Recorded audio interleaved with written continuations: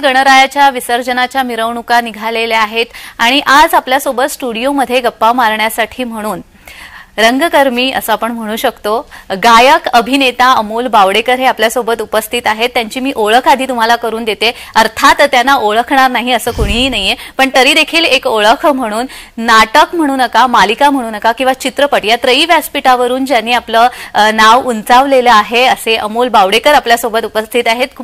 तुमचं खूप खूप स्वागत आहे सर। थँक्यू। आणि गणरायाचं विसर्जन आज होत आहे।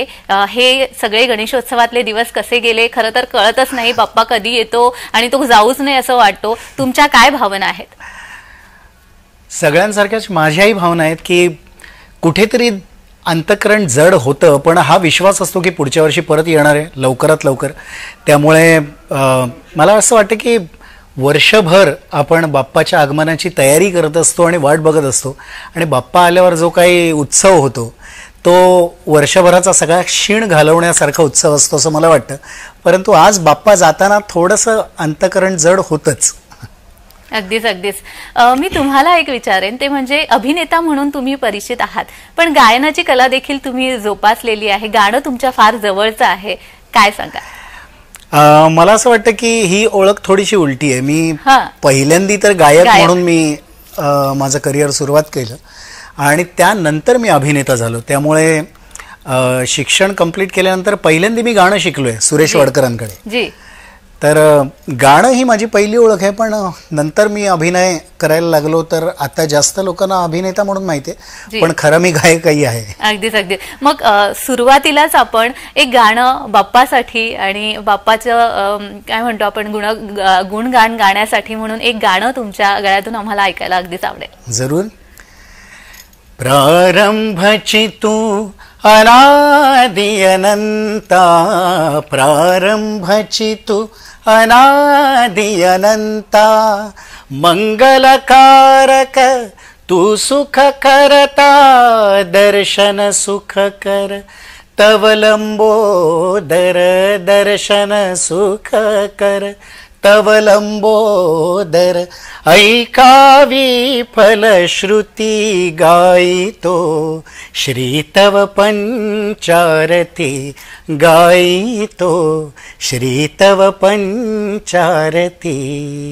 वाव, खूप सुंदर। खरं तर हे थांबू नये असं वाटतं, पण अभिनय करताना म्हणजेच अगदी चित्रपटाच्या मालिकांच्या या व्यस्त सगळं टाइम टेबल असतं, यामधून तुम्ही गायनाच्या रियाजसाठी सरावासाठी कसं काय वेळ काढता?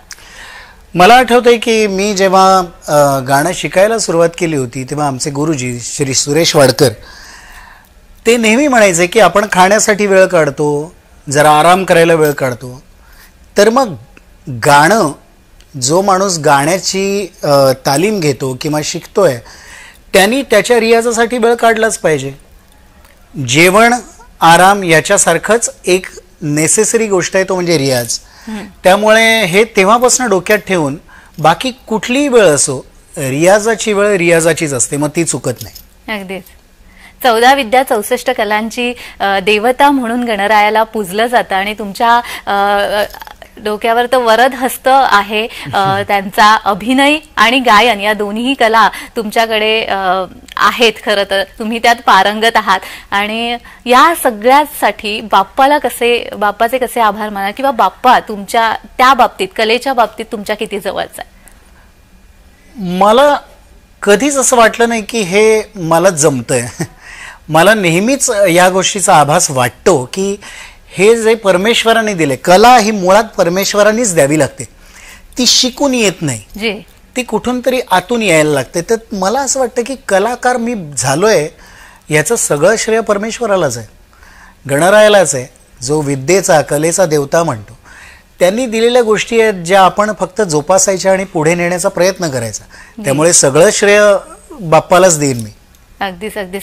मग आता तुमच्या घरी पण बाप्पा विराजमान असतात, तेव्हाचं वातावरण कसं असतं? किती दिवस असतात साधारण? माझ्या घरी 1.5 दिवसाचाच गणपती असतो, पण मी दरवर्षी एक मंदिर प्रतिकृती करण्याचा प्रयत्न करतो, जे की पूर्वी माझे वडील करायचे, पण वडिलांनंतर मी ते काम पुढे माझ्या पुरतं ऑफकोर्स वडील सार्वजनिक च्या इथे पण मंदिरं मोठमोठी उभी करायची, सेम टू स्केल, मोठ्या प्रमाणावर. पण मी माझ्या घरात ती एक कला चालू राहावी यासाठी मी एखादी रिप्लिका किंवा एखाद्या मंदिराचा अंतर्भाग माझ्या घरात मी साकारतो. आतापर्यंत मी अष्टविनायक केलेत, दादरचा सिद्धिविनायक केलाय, टिटवाळा केलाय, मागच्या वर्षी दगडूशेठ होता आणि या वर्षी मी कर्नाटकातला गोकर्ण गणेश साकारला होता. ओ वाव, अच्छा. आणि मग असं असतं ना की प्रत्येक कलाकाराची सुरुवात जी असते ना सार्वजनिक मंडळातून म्हणा किंवा जेव्हा गणपती सार्वजनिक मंडळामध्ये असं असतात ना व्यासपीठावरती कार्यक्रम घेतले जातात, सांस्कृतिक कार्यक्रम घेतले जातात, तिथून बऱ्याच कलाकारांची सुरुवात झालेली. तुमच्या बाबतीत असं काही झालंय का? ऑफकोर्स झालंय. रादर आमची कॉलनी म्हणजे श्रीकृष्ण नगर बोरिवली, इथून अनेक कलाकार आहेत, अनेक कलाकार. म्हणजे आम्ही गणेशोत्सव मंडळाच्या स्टेजवर येणाऱ्या कलाकारांची नावं जर सांगितली तर आत्ता तुम्हा सर्वांच्या परिचयातली नावं आहेत. म्हणजे CID मध्ये फ्रेडीचं काम करणारे दिनेश फडणीस, किंबहुना अवधूत गुप्ते, गुरु ठाकूर, अंबर हडप, किती नावं सांगू, अंशुमन विचारे, अनेक कलाकार त्या नगरीतून बाहेर आलेले आहेत. चित्रकार, संगीतकार, गायक, अभिनेते, सगळ्या कलांनी भरलेली आमची नगरी आहे श्रीकृष्णनगर. त्यामुळे माझंही पहिलं स्टेज हे आमच्या गणेशोत्सवाचं, श्रीकृष्णनगरच्या गणपतीचंच स्टेज हे माझ्या आयुष्यातलं पहिलं स्टेज होतं. वा. तुमच्या घरात जी गणपतीची मूर्ती बसते, किती साधारण वर्ष ही मूर्ती बसवली जाते, तुम्ही बसवता, आणि काय वैशिष्ट्य आहेत बाप्पाची? मी जसं मगाशी म्हटलं की मी माझे वडिलांनंतर हा वारसा पुढे चालू करायचा. गेले 14 वर्ष माझ्या घरी गणेशजी येत आहेत आणि ही सेवा माझ्यातनं आता 14 वर्ष घडतीये. त्याच्या आधी मी माझ्या वडिलांना मदत करायचो, पण ते सार्वजनिक गणेश उत्सवाचं डेकोरेशन्स वगैरे असायची. मी घरी फक्त 14 वर्ष झाली आम्हाला, त्याच्या आधी आमच्याकडे गणपती नव्हता. अच्छा अच्छा. मग कोकणातले आहात तुम्ही, कोकणात कधी जाणं होतं का गणपतीच्या वेळेस? कारण बराच माहोल कोकणामध्ये एक वेगळाच असतो गणपतीचा. गणपतीच्या दिवसात जाणं येणं होत नाही. रादर लहानपणापासून मी कधीच फक्त ऐकून आहे. माझे बरेचसे नातेवाईक कोकणात आहेत, अजूनही जातात, त्यामुळे त्याबद्दल मी ऐकून आहे. पण समहाऊ कामाच्या व्यस्ततेमुळे म्हणा मी आजपर्यंत तिथे पोहोचू शकलो नाही, किंवा गर्दी, जी काही अलोट गर्दी असते कोकणात जायला, त्यामुळे मी पोहोचू शकलेलो नाही. आणि दुसरी गोष्ट, आता तर माझ्या घरी गणपती असतो, त्यामुळे ते सोडून मी जाऊच शकत नाही. अगदीच. मग गाण्याची तुमच्या अंगामध्ये कला आहे, म्हणजे तुम्हाला कधी कळलं की आपल्याला गाणं येतं किंवा आपण गाऊ शकतो? मी खरं तर माझे वडील गायचे, त्यांच्या बरोबर गायचो. आणि त्यानंतर 10वी नंतर मला असं वाटायला लागलं की मला गाणं शिकायचंय प्रॉपर. आणि त्याच वेळेला पंडित श्री सुरेश वाडकरांचं ओमकार स्वरूपा हे गाणं जस्ट आलं होतं आणि मला फार मी फॅसिनेट झालो होतो. रादर सगळेच लोक त्या गाण्याने भारावले होते. तेव्हा मला असं वाटलं की ह्यांच्याकडे शिकायला मिळालं तर फार बरं होईल. आणि नशिबाने मला त्यांच्याकडे शिकायला मिळालं आणि तेव्हापासूनच मला असं वाटायला लागलं की हो, मीही गाऊ शकतो. सुरेश वाडकरांकडे तुम्ही शिक्षण घेतलेलं आहे, तो एक अनुभव कसा होता? आणि सुरेश वाडकर गुरु म्हणून त्या सगळ्या बाबतीत काय सांगाल? गुरु म्हणून सुरेशजी ग्रेट आहेतच. आज अनेक त्यांचे विद्यार्थी गाण्याच्या क्षेत्रात उत्तम कामगिरी करतात. जसं माझा गुरुबंधू स्वप्नील बांदोडकर आहे, किंवा अमेय दाते आहे. बरेच लोक आहेत की जे त्यांच्याकडे शिकून आज त्यांच्या पायावर संगीत क्षेत्रात उभे राहिलेले आहेत. त्यामुळे गुरु म्हणून मी काय थोरवी सांगावी, पण मला असं वाटतं की माणूस म्हणूनही तितकेच समृद्ध आहेत ते. मी तर पहिल्यापासून इतका भारावलो होतो की त्यांचं गाणंच नव्हे तर त्यांच्या बोलण्याची लकब, हसतात कसे, उठतात बसतात कसे, ते कपडे कसे करतात, इथपासून मी सगळं नक्कल केलेलं आहे त्यांचं. नाटकामध्ये तुमची नाटकं विशेष गाजलेली आहे, म्हणजे ओळख खरं तर अभिनेता म्हणून. तर तो एक्सपिरियन्स कसा होता, त्या संदर्भात काय सांग? ती गंमतच आहे. मी नेहमीच म्हणतो ना की बाप्पानी सगळं दिलेलं आहे. गाण्यामुळे संगीत नाटक मिळालं. संगीत नाटकातल्या अभिनयामुळे मला नॉर्मल प्रोजची नाटकं मिळाली, त्याच्यामुळे मालिका मिळाल्या आणि त्याचमुळे चित्रपटही मिळाले. म्हणजे मला असं वाटतं की हा जो प्रवास आहे हा माझ्या नकळत झालाय, तो बाप्पानीच घडवलाय. त्यामुळे पहिल्यांदा मी याचं श्रेय देईन केदार शिंदे यांना, कारण मी फक्त गायक होतो तोपर्यंत आणि त्यांनी मला नाटकात आणलं. मी घाबरत होतो की अरे म्हटलं मला जमेल नाही जमेल, मला माहित नाही, मी कधी केलेलं नाही अभिनय. आणि तू करतोसच, गाताना करतोस, ते फक्त इथे कर म्हणा. आणि मला नाटकात घेऊन आलं. माझं पहिलं नाटक टूर जे व्यावसायिक रंगभूमीवर आलं, तिथपासनं आतापर्यंत माझी जवळजवळ 27-28 नाटकं झाली व्यावसायिकची. तर हा प्रवास मला वाटतं बाप्पाच्याच आशीर्वादाने घडलाय. अगदीच. बाप्पाच्या म्हणजे आता आपण म्हणतो ना सार्वजनिक मंडळामधले बाप्पा, घरोघरी गणपती बसतात, पण तुम्हाला असा योग येतो का सार्वजनिक मंडळाच्या बाप्पाकडे जाणार? कारण त्या निमित्तानेच मी पुढचा प्रश्न विचारणार आहे. म्हणून सार्वजनिक मंडळामध्ये बाप्पाच्या दर्शनाला जाता का? हो, मी जातो ना. मी जातो, ज्या ठिकाणी आमंत्रण असतं तिथे नक्कीच जातो. मात्र स्वतःहून मी कुठे जात नाही याचं एक वेगळं कारण आहे. काय की कलाकाराचा चेहरा पाहिल्यावर त्याला आगत स्वागत केलं जातं, मूर्तीपर्यंत घेऊन जाण्यात येतं. आणि जे बिचारे रांगेमध्ये उभे राहून 2-2, 4-4 तास रांगेमध्ये उभे राहतात ते हिरमुसतात, कारण तेव्हा त्यांना थांबवलं जातं.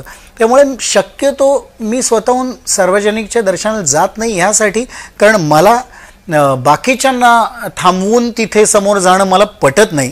पण हो, जिथे आमंत्रण असतं तिथे मी नक्की जातो, कारण असं कोणाला वाटायला नको की अरे एवढं बोलवून पण येत नाही. पण सार्वजनिकची मजा वेगळीच आहे हे मात्र मी मानतो, कारण माझ्या लहानपणापासून मी माझ्या वडिलांबरोबर सार्वजनिक ठिकाणीच जास्त फिरलेलो आहे. अगदीच. पण एक आता तुम्ही जसं म्हणालात आणि ते मला पटलंय, आणि त्याच अनुषंगाने खरं तर माझा प्रश्न होता की आपण पाहतोय गणेश मंडळामध्ये भक्त रीख लावत असतात गणरायाचं दर्शन घेण्यासाठी, सार्वजनिक मंडळामध्ये विशेषतः. आणि ज्यावेळी सिने कलाकार म्हणा किंवा एखाद्या राजकीय वर्तुळामधनं व्यक्ती येतात त्यावेळी त्यांना वेगळ्या लाईनमधनं, वेगळ्या रांगेमधनं दर्शन दिलं जातं आणि त्यावेळी तिथे सामान्य नागरिकांना मात्र तिष्ठत राहावं लागतं. कितपत योग्य वाटतं? अर्थात तुम्ही बोललेलं आहे, आणि ते जी काही चेंगराचेंगरी होती ते सगळं पाहता हे योग्य असं वाटतं का तुम्हाला? मला खरं तर योग्य वाटत नाही, कारण मी या मताचा आहे की बाप्पा हा घरातला असो सार्वजनिकचा असो, बाप्पा बाप्पा आहे. बाप्पा बेसिकली मूर्तीत नाही, तुमच्या मनात आहे. तर मग एखाद्या ठिकाणी प्रचंड गर्दी करून एरवी जर तुम्ही तुमच्याच सारखी वागणूक ठेवणार असाल तर त्यांनी फार काही आयुष्यात बदल होणार नाहीये. जर तुम्हाला खरोखर मनापासून बाप्पा बद्दल प्रेम आहे तर तितक्या चांगुलपणाने तुम्ही माणसांशी वागता का, हा पहिला प्रश्न आपल्याला मनात ठेवला पाहिजे. कारण तुम्ही जर माणसाशी चांगलं वागत असाल तर ते बाप्पाला आवडेल आणि मग त्याला बाप्पा तुम्हाला त्याचं फळ देईल. तुम्ही जर एरवी लोकांशी वाटेल तसं वागत असाल आणि नुसतंच एखाद्या मूर्तीच्या जाऊन फेमस ठिकाणी जाऊन पाया पडणार असाल त्यांनी काही घडणार नाहीये. त्यामुळे हा जो विश्वास तुम्ही जो काही मनात घेऊन जाता एखाद्या ठिकाणी आणि तिथे धक्काबुक्की झाल्यावर मग तिथेच वाटेल त्या शब्दात बोलत तुम्ही बाहेर पडता, त्याला काही अर्थ नाही असं मला वाटतं. त्यामुळे भक्तांनीही समजलं पाहिजे आणि मंडळांनीही समजलं पाहिजे की इथे येणारे भक्त भाविक आहेत, त्यांच्याशी कसं वागावं. आणि लोकांनीही समजलं पाहिजे की इतकी गर्दी आहे तर आपण नंतर जावं, किंवा त्या गर्दीत निमूटपणे आपण पटापट पुढे जावं. म्हणजे सगळ्यांना, आपल्याही मागे 8-10 तास थांबलेले लोक आहेत आपण जसे, हे प्रत्येकानेच म्हणजे आपण म्हणतो ना की एकावर कोणावर अवलंबून नाही, हे सगळ्यांनी लक्ष दिलं पाहिजे. अगदीच अगदीच अगदी. बालपणाच्या काही आठवणी आणि आता जे बालपणी तुमचं म्हणजे तुम्ही लहान असताना जेव्हा गणपती बाप्पा व्हायचे सार्वजनिक मंडळात म्हणा किंवा घरचे गणपती, आणि आता जे सार्वजनिक मंडळामध्ये बसणारे गणपती आणि घरचे गणपती, हे काय फरक जाणवतो तुम्हाला याच्यामध्ये? नाही, भक्तिरित्या जर आपण पाहिलं तर फरक कुठेच नाही. अगदीच नाही. जे आहे ते अगदी कौतुकाने प्रेमाने करतात. मी जसं म्हटलं की वर्षभर आपण वाट बघतो ह्या सणाची की बाप्पा घरी कधी येत आहेत, आणि जो काही जल्लोष असतो तर हा प्रत्येकाचा वेगळा असतो. त्यामुळे कोणाला कोणाचा जास्त कोणाचा कमी असं म्हणण्यात काही अर्थच नाहीये. कारण प्रत्येक जण आज आपण सार्वजनिक सुद्धा गल्ली गल्ली आपण वेगवेगळी मंडळ झालेली बघतो. प्रत्येकालाच आपला गणपती हवाय.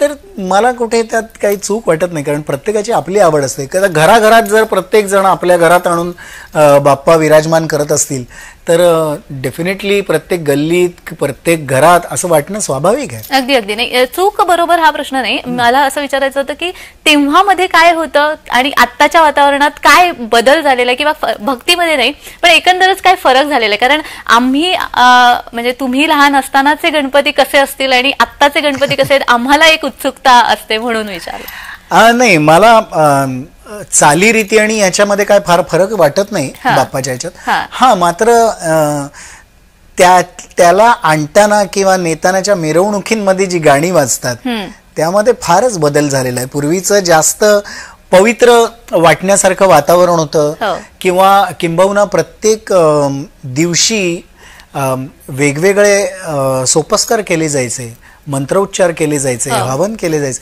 हे आता फारसं कुठे दिसत नाही, याचं वाईट वाटतं. सगळीकडे कुठे डान्सचे प्रोग्राम, कुठे गाण्यांचे प्रोग्राम, इतकंच फक्त म्हणजे लोकांच्या करमणुकी करता इतकंच राहिलेलं आहे सीमित, असं वाटणे इतपतच कुठेतरी मंडळांमध्ये किंवा हे चालू असतं. त्याचं जरा वाईट वाटतं. कारण आमच्या वेळेला आम्ही जर 7 दिवसांचा गणपती असेल तर 7 दिवस वेगवेगळे कार्यक्रम व्हायचे, व्याख्यानं व्हायची, कीर्तनं व्हायची, त्यानंतर गाण्यांचे कार्यक्रम, सुगम संगीत, शास्त्रीय संगीत, नाटकं व्हायची.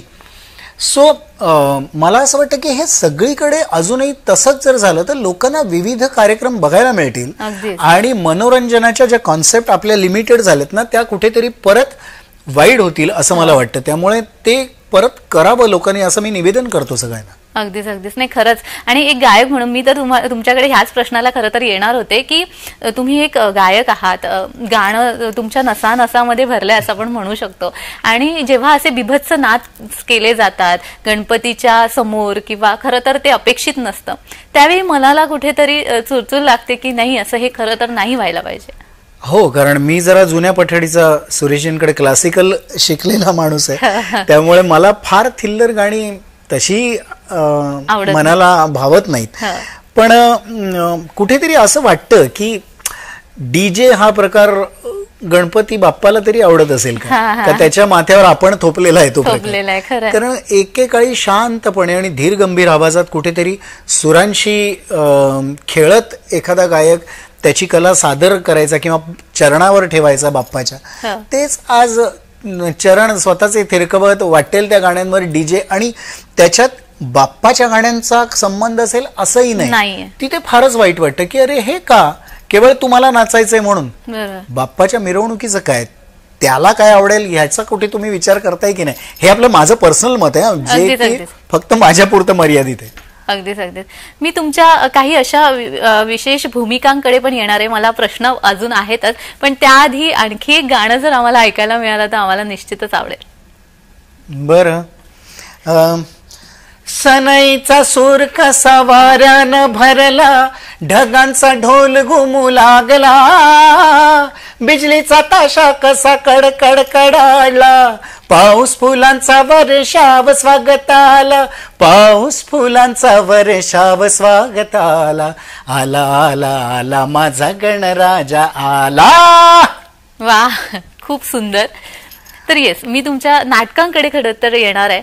कट्यार काळजात घुसली सारखी नाटकं तुम्ही केलेली आहेत आणि अनेक नाटकं आपण म्हणू शकतो.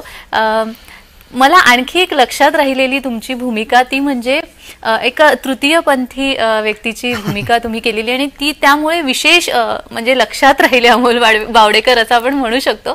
तो एक्सपिरियन्स कसा होता मला खरंच ऐकायला आवडेल. खूप छान एक्सपिरियन्स होता. रादर मला असं वाटतं की एखादा कलाकार ना स्वतःच्या वेगवेगळ्या कॅरेक्टर्समधनं, वेगवेगळ्या भूमिकांमधनं जास्त समृद्ध होत जातो. कारण इतकी वर्ष कुठेही मला त्यांच्याबद्दल हेटरेट नव्हता किंवा त्यांच्याबद्दल तृतीयपंथ्यांबद्दल मला काही वाटत नव्हतं, पण फारसा मी विचारच केला नव्हता. जे की ही भूमिका करताना मला असं जाणवलं की अरे किती किती वेगवेगळे प्रॉब्लेम्स असू शकतात त्यांच्या आयुष्यात. म्हणजे माझा त्यांच्याकडे बघण्याचा दृष्टिकोन बदलला, जे की आज प्रत्येकाला गरजेचं आहे. म्हणजे मी माझ्या काही मुलाखतींमध्ये हेच सांगितलं सुद्धा की एखाद्या माणसाकडे माणसासारखं बघितलं पाहिजे, मग तो कोणी असो, स्त्री असो, पुरुष असो किंवा तृतीयपंथी असो. आपल्या जगण्यातला एक घटक आहे जो देवानीच निर्माण केलाय, बाप्पानीच निर्माण केलाय. मग त्याला तुम्ही वेगळं नाही मानू शकत.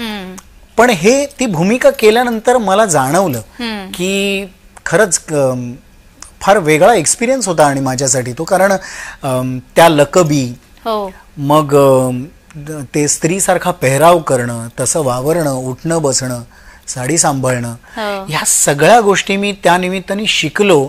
आणि त्यामुळे समस्त नारी जातीला सुद्धा माझा खूप प्रणाम आहे. बिकॉज इतकं दिवसभर तयार होऊन राहणं, किंवा सगळे पुरुष बायकांना म्हणा किती वेळ लागतो तुला तयारीला, मला स्वतःला 1 तास लागायचा सेटवर गेल्यानंतर पूर्ण तयार होऊन सेटवर यायला. खरं तर ही आव्हानं म्हणू शकतो आपण, कारण पुरुष असून स्त्रीचं पात्र साकारणं आणि त्या लकबी आम्ही पाहिलेल्या आहेत, त्यामुळे आम्ही म्हणू शकतो की ते तितकं हुबेहूब रंगवणं ही खरंच काही साधी गोष्ट नाहीये. किती आव्हानं आणि किती तुम्हाला त्यासाठी काही विशेष प्रॅक्टिस वगैरे असं काही करावं लागलं? विशेष प्रॅक्टिस तर करावीच लागली, कारण कुठेतरी तुम्हाला पुरुषाचं चालणं, उभं राहणं, बोलण्याची पद्धत हे सगळंच सोडावं लागतं. आणि कुठेतरी ऑन ऑफचा स्विचही ठेवायला लागतो की त्या भूमिकेतून बाहेर घरी जाताना परत तुम्ही नॉर्मल असायला पाहिजे. तर हे जे काय आहे हे मला वाटतं एक सुरुवातीला तुम्हाला लक्ष देऊन करायला लागतं, हळूहळू अंगवळणी पडतं. कारण तुम्ही रोजच्या रोज ते करत असता, त्यामुळे मग ते एक आपण जसं म्हणतो की एक अंगात भिनत जातं. पण सुरुवातीला मात्र मी म्हटलं तसं की या सगळ्या गोष्टी मग मी माझ्या आईला फॉलो केलं, मी माझ्या बायकोला फॉलो केलं की कसं काय वावरतात त्या, उठतात बसतात कशा. मला त्यांनी दाखवलं सुद्धा की पदर कसा पकडायचा, तो कसा सांभाळायचा. आणि मग त्यानंतर मला जास्त आव्हान वाटलं ते म्हणजे तुमच्या बोलण्याच्या ढबमध्ये.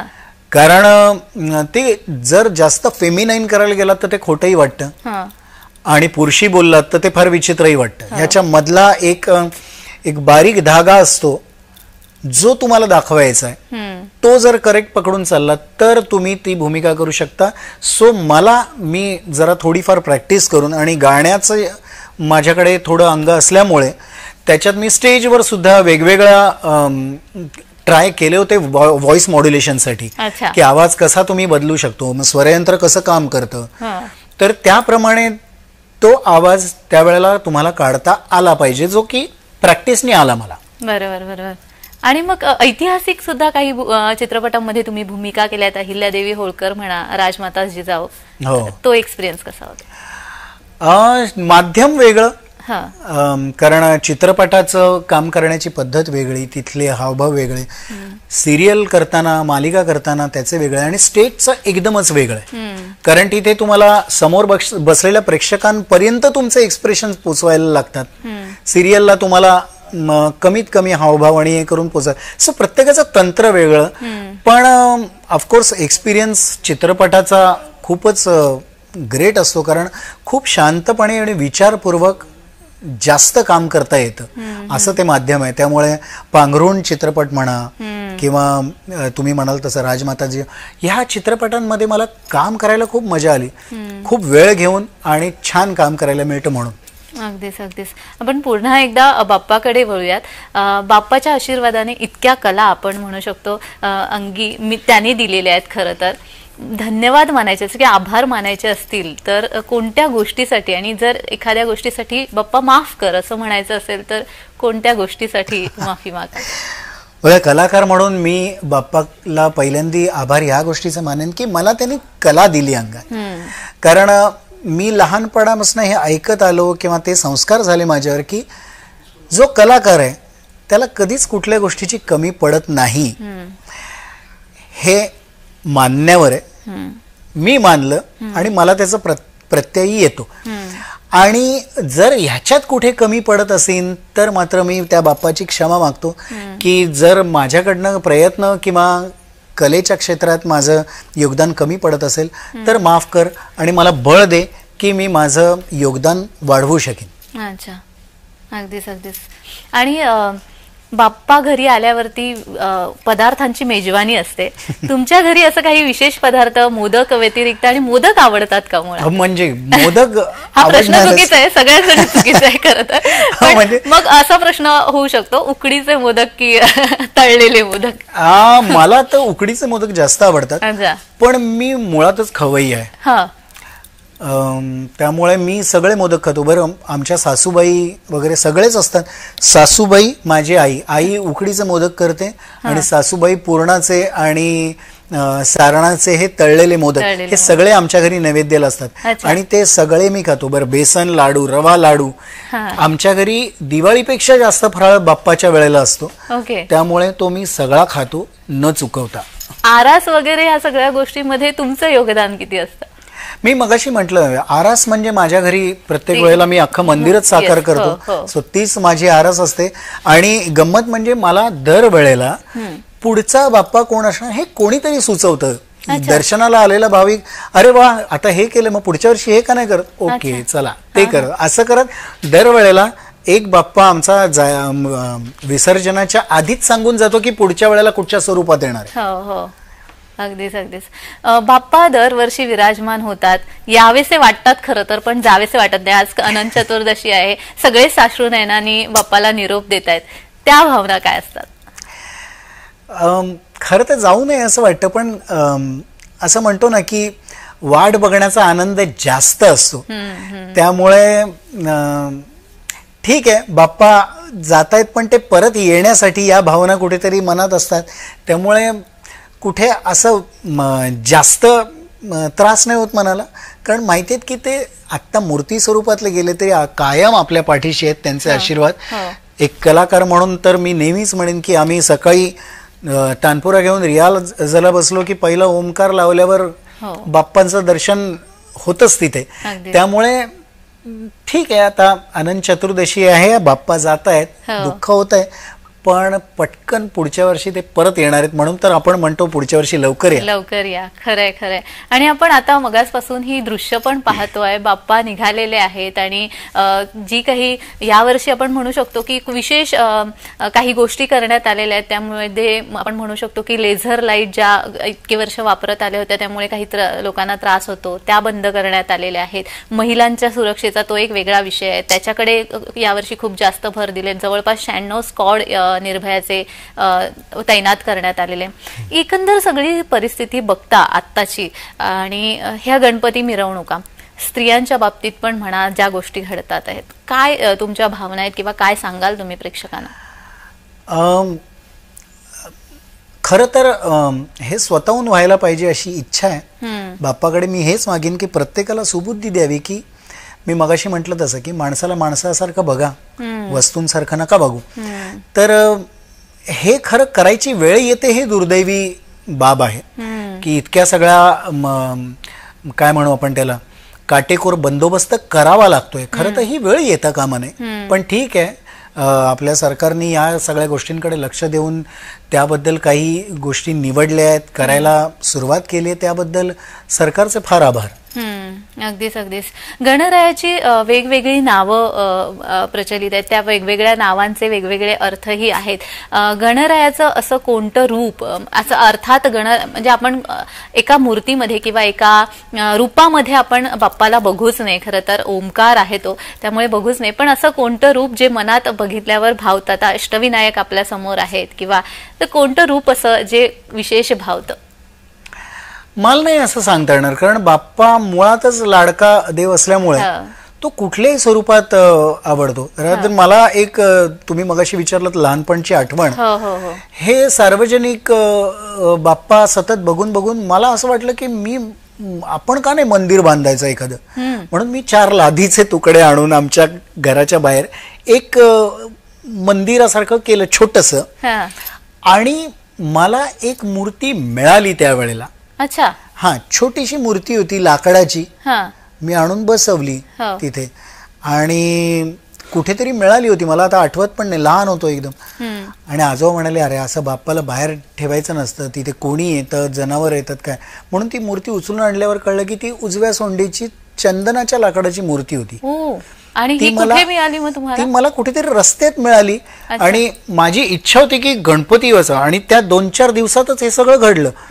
तर मला असं वाटतं की हा बाप्पानी मला दिलेला आशीर्वादच आहे की तुला वाटलं ना, चल मी आहे तुझ्या बरोबर. त्यामुळे एक माझ्या मनात येतं काय, मी त्या लाद्या उभ्या करून ते मंदिर बनवतो काय, आणि मला लाकडाची एक मूर्ती रस्त्यात मिळते सुद्धा. हे मला असं वाटतं की तुम्ही जर खूप बाप्पाकडे मनापासून एखादी गोष्ट मागाल तर तो कुठल्याही स्वरूपात तुमच्यापर्यंत येतो आणि देतो. अगदीच अगदीच. ह्या म्हणजे गणपती बाप्पा कलाकारांच्या अगदी जवळचे. आपण कुठच्याही कलाकृतीला सुरुवात करण्याच्या आधी आपण बाप्पाचं नमन करतो किंवा त्याची आठवण करतो. मागणं जर मागायचं असेल बाप्पाकडे तर काय मागणं मागाल? बाप्पाला हेच सांगेन की आजपर्यंत तू मला भरभरून दिलंयस, हा तुझा आशीर्वाद असाच राहू दे, आणि माझ्याकडनं अनेक वर्ष शेवटपर्यंत, माझ्या शेवटपर्यंत कलेची सेवा माझ्या हातून घडत राहो. अगदीच अगदीच. जाता जाता आपल्याला आणखी एक गाणं जर ऐकायला मिळेल छान तर मजा येईल. वदनी श्री विघ्न विनायक गावा, विघ्न विनायक गावा, वदनी श्री विघ्न विनायक गावा, विघ्न विनायक गावा, ज्याचे पद पंकज रज सुरसवे मस्तकी धरावे, ज्याच्यानत भक्तजनांच्या संगे भवताप हरावे, तो हा गजवदन काय सांगावा, हृदयी जागावा, वदनी श्री विघ्न विनायक गावा, विघ्न विनायक गावा. वाह, खूप सुंदर. आता आणखी नव्या कोणत्या प्रोजेक्टमध्ये अमोल बावडेकर आम्हाला पाहायला मिळणार आहेत? कोणकोणत्या वेगळ्या भूमिकांमध्ये पाहायला मिळते? आता एक वेब सिरीज आहे पुढे लाईनअप झालेली, आणि एक नाटक आहे ज्याची नावं मी आता डिस्क्लोज नाही करू शकत, पण लवकरच तुमच्या भेटीला घेऊन येतोय मी. अगदीच अगदीच. कोणती अशी भूमिका आहे जी करायला खूप आवडेल आणि अजूनही ती करता आलेली नाहीये, किंवा आहे इच्छा की ही जर भूमिका मला करता आली तर आवडेल मला अशी?